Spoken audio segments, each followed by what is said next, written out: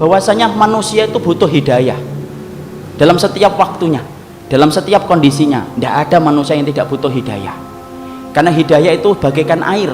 Setiap orang itu membutuhkan hidayah sebagaimana kita membutuhkan air setiap waktunya. Antum kaya, antum miskin, antum dalam keadaan tampan, biasa, semuanya orang itu butuh hidayah. Makanya kemudian Allah menerangkan doa yang pertama kali ada di dalam Quran itu bukan doa meminta ampunan.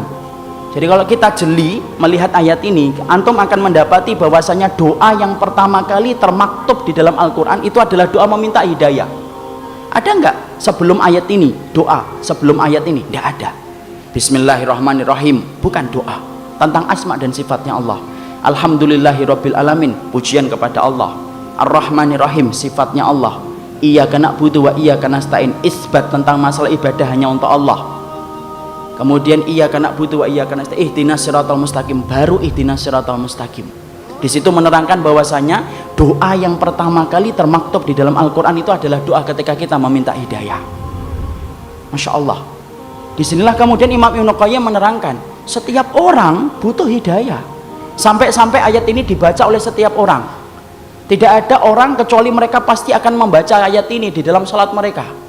Imam Ibnu Qayyim lalu menerangkan setidaknya ada 5 keadaan yang menjadikan orang itu setiap waktunya membutuhkan hidayah, dari orang yang jahil sampai Nabi sekalipun.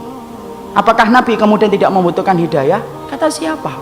Bukankah Rasulullah meminta kepada Rabbnya, Allahumma inni as'alukal huda wal afafat tuqa wal ghina? Dan Rasulullah itu meminta yang pertama itu hidayah.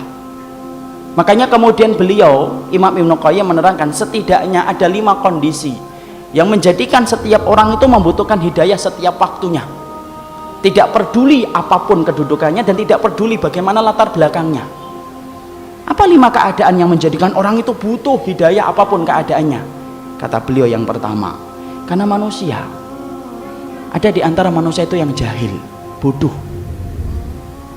Dia butuh hidayah supaya dengan hidayah yang dia dapatkan terang jalan hidupnya, dia ngerti mana yang hak dan mana yang batil.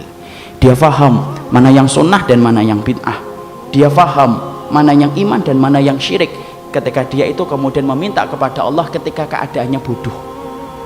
Makanya kalau kemudian ada orang yang jahil meminta hidayah, kenapa itu tepat untuknya ketika meminta hidayah?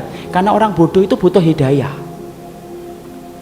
Karena setelah dia mendapatkan hidayah akan dikoreksi hidupnya, akan ngerti mana yang hak dan mana yang batil, mana yang sunnah dan mana yang bid'ah. Ketika kemudian dia dalam keadaan jahil meminta hidayah kepada Allah.